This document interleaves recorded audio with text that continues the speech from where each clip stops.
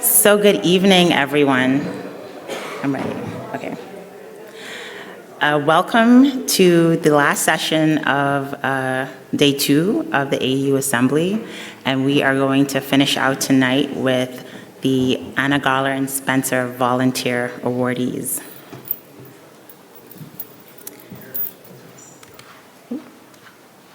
Oh, next slide, please.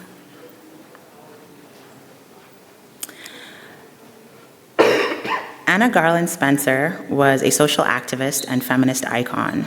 She was the first woman ordained in Rhode Island, became a founder of the NAACP, promoted child labor laws, and worked for equal rights for women. She was also the first woman ethical culture leader, and her lifelong work embodies the spirit intended by this award. The Garlin Spencer Volunteer Award recognizes a lay member of an AEU-affiliated ethical congregation in good standing for his or her significant volunteer contributions to the success of that ethical congregation, and therefore the success of the AEU, or volunteer contributions on behalf of the AEU itself. Next slide. And before I get into talking about the awardees, I would like to recognize and thank the societies and individuals who supported the At the Table Fund this year. And those include the Susquehanna Valley Ethical Society, the Riverdale Yonkers Society for Ethical Culture, and the Brooklyn Society for Ethical Culture. So thank you. Your contributions allowed people to attend the assembly and supported some of our speakers. So the first awardee, next slide, is a nominee from the Brooklyn Society for Ethical Culture, Rebecca Laurie. And next slide so we can see Rebecca's gorgeous face, yes. Rebecca has been a dedicated member of the Brooklyn Society for Ethical Culture since 1998. She's been a leader at BSEC throughout her tenure. She served as the board president, managed their building and grounds committee, and most recently has been a leader of our FY24 organizational development effort that is leading the way for the future of BSEC. Rebecca is a founder of the Community and Worker Ownership Project at the City University of New York, School for Labor and Urban Studies, and the Murphy Institute, where she also serves as faculty in the Urban Studies Department. She is a founding member of the worker-owned cooperative New Deal Home Improvement Company.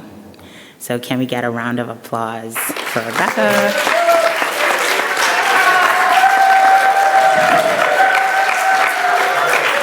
And we do have her certificate. She'll get a digital copy, but also Tom Casanova will take one back to her in Brooklyn. Next up, we have Iris Woodard.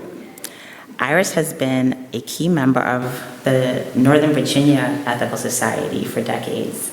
Next slide so we can see, yes. Yeah. And most recently, she led Novus through the pandemic as board president and led them through opening back up when they switched to hybrid meetings. When the rest of the organization was extremely apathetic, Iris held them together. She led more activities and filled nearly all the roles as committees fell apart. She even learned how to work on our website to get activities listed, even though this was outside of her comfort zone.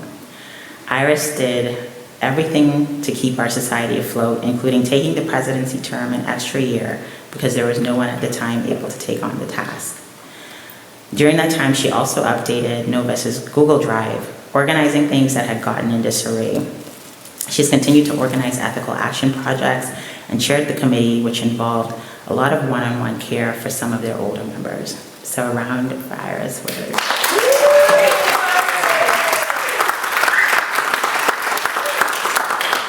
And next up, our next awardee is Jim Farrer, a member of NYSEC, New York Society for Ethical Culture. Jim has been a member for 22 years, and during that time, he has been a key participant in many operations of the society. Next slide.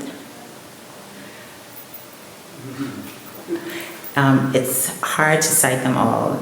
He is a committed member of the ethical movement, attended the AEU summer school, and regularly attends Sunday platforms in person or on Zoom. But he was really nominated for his organizational, in organizational matters, where his contribution has been so important and so deeply appreciated by NAACP. He has previously served as a trustee on the board, and Jim continued to participate as parliamentarian, modernizer of bylaws and procedures, and as a former chair of the Finance Committee. In the last several years, Jim performed yeoman's labor as chair of the all-important Rentals Committee. But all that being insufficient, as a member of the Building Committee, Jim has been working tirelessly to oversee renovation projects, most notably the installation of new air conditioning systems for the main auditorium and social hall. This $1.5 million installation and construction project has seen this retired dentist in his jeans inspecting ductwork, measuring air pressure valves, and pricing out welding jobs alongside Leo Gibson, the facilities manager. His tireless and thorough oversight has helped the Society avert disaster and assure a successful completion. We are so very grateful for Jim's support and leadership.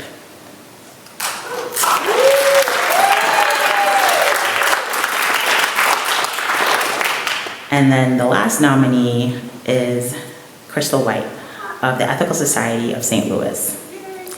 Crystal is a true leader, lay leader. She has led their society's efforts to donate to the Uganda Humanist Schools Trust for several years. And in January 2024, their society collected nearly $70,000 in donations, which will secure full boarding scholarships for 21 girls attending Isaac Newton Humanist High School and for 15 girls at Mustard Seed Humanist Secondary School. Additionally, a family from the Ethical Society of St. Louis donated the funds to enable Isaac Newton Primary School to bring its classrooms up to standards. The impact that Crystal's project has is literally felt around the world and is phenomenal. In addition to her incredible work on the Uganda Humanist Schools project, Crystal imagined, organized, and led a society-wide Thanksgiving Day of Service in 2023. She regularly chairs platform. She works with our speakers team to secure interesting platform speakers, and she participates in and leads various teams within our society. Crystal brings a wealth of creativity, commitment, organizational skills, and enthusiasm to the Ethical Society of St. Louis, and is truly worthy of the Anna Garlin Spencer Award.